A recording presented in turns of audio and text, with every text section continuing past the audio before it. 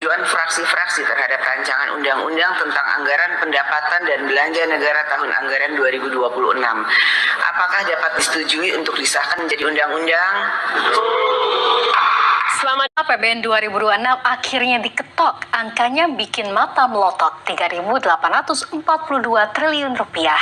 Di Sekretariat Komisi 11 DPR RI, rapat kerja Komisi 11 DPR RI dengan Menteri Keuangan dihadiri sebanyak 25 anggota dari 8 fraksi, dan menurut ketentuan pasal 279 dan pasal 281 Peraturan DPR RI nomor 1 tahun 2020 tentang tata tertib telah terpenuhi. Untuk itu, dengan mengucapkan Bismillahirrahmanirrahim, dengan izin Tuhan Yang Maha Kuasa, maka saya nyatakan rapat ini dibuka dan terbuka untuk umum.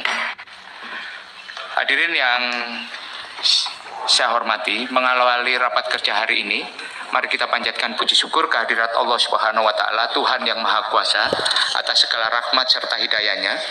Kita bisa berkumpul bersama menjalankan agenda rapat yang penting dan strategis ini setelah kita melewati masa-masa yang kita tahu situasinya seperti apa, dan kita rapat dengan Menteri Keuangan itu dengan agenda adalah pengantar rancangan kerja dan anggaran RKA Kementerian Keuangan pada RAPBN 2026.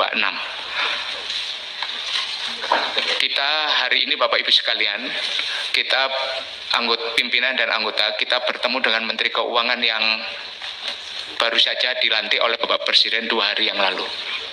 Dan bagi Komisi 11, nama Pak Purbaya ini sebenarnya bukan nama yang asing, Pak. Cuma berbeda tempatnya aja.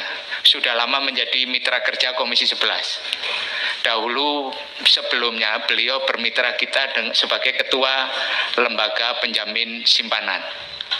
Sekarang kita bermitra dengan Pak Purbaya dalam posisi sebagai Menteri Keuangan. Kalau dulu LPS itu rapat dengan Komisi 11 mungkin setahun 3 atau 5 kali paling banyak. Kalau sekarang mungkin nanti Pak Purbaya akan lebih sering ketemu kita, Pak. Nah, ini masalah intensitas saja, Pak.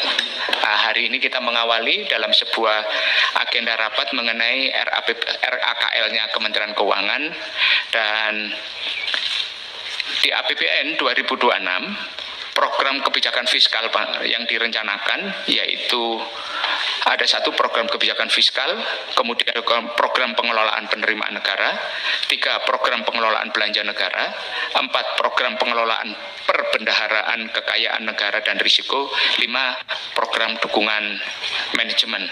Secara total RAKL Kementerian Keuangan itu 52 triliun 16 miliar rupiah. Dan hari ini kita akan membahas dalam rangka nota keuangan RAPBN 2026, dan ini semuanya sudah karena kita bahas pada saat kita di Pagu Indikatif di Kem PPKF. Dalam putaran hari ini kita hanya rapat kerja sebagai pengantar. Berikutnya nanti kita kerja dengan rapat lagi dengan para satuan unit di Kementerian Keuangan sebanyak 23 yang akan kita selesaikan dalam 2 hari, Pak. Setelah rapat kerja ini nanti akan lanjut, berikutnya besok, habis itu kita tutup dengan rapat kerja untuk persetujuan sebelum dibawa ke Badan Anggaran DPR RI. Saya beri kesempatan kepada Menteri Keuangan untuk menyampaikan paparan. Terima kasih Pak Ketua. Assalamualaikum warahmatullahi wabarakatuh. Om Swastiastu, Namo Buddhaya, salam kebajikan.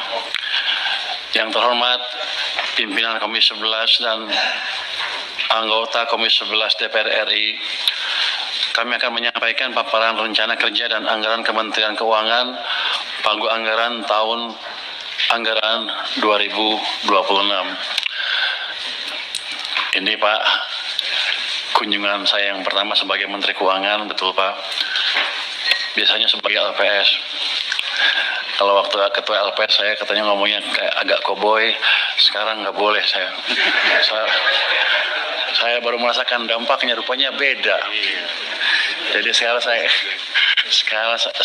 akan stick ke pidato yang sudah disiapkan oleh staf saya di sini, Pak. Jadi nggak ada session bebas lagi. Pak Menteri, boleh cowboy tapi ada isinya. Siap. Makasih Pak. Hadir bersama kami dari Menkyu pada hari ini adalah saya sendiri Menteri Keuangan, para wamen, ada 3 wamen di tempat kami, sekjen, irjen, para dirjen dan kepala badan, para staf ahli Menkyu, para pimpinan BLU atau Badan Layanan Umum dan jajaran, dan juga Anda siapa? Pak Sekjen kami Pak.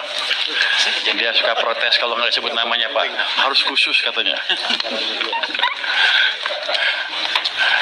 Yang terhormat pimpinan dan anggota Komisi 11 DPR RI, pertama kami akan menyampaikan peran APBN untuk stimulus ekonomi dan mewujudkan kesejahteraan.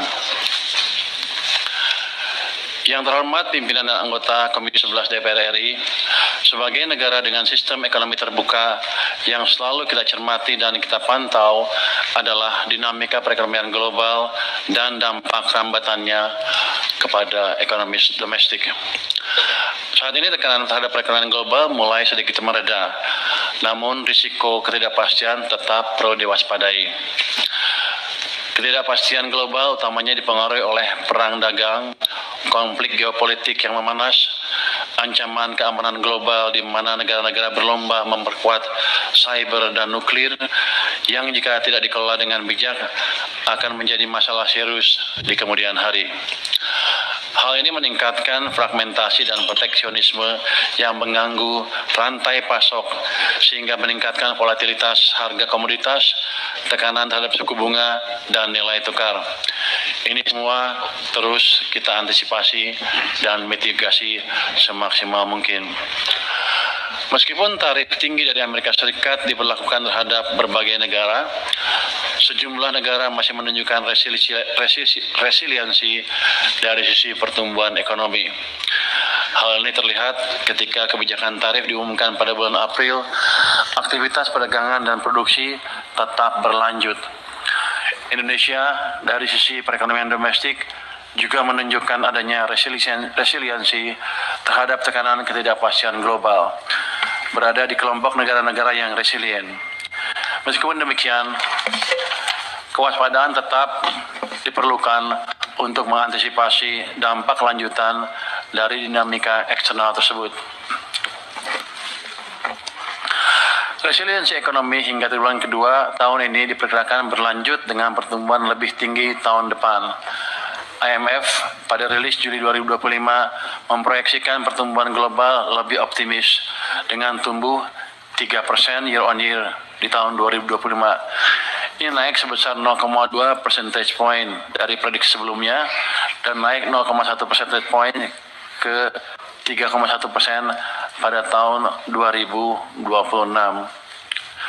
Ekspektasi penurunan Federal Fund Rate juga mendukung proyeksi pertumbuhan ekonomi yang lebih optimis dan berpotensi mendorong aliran modal kepada emerging market. Tren pelonggaran moneter untuk mendukung aktivitas ekonomi di tengah stabilitas inflasi di level global diperkirakan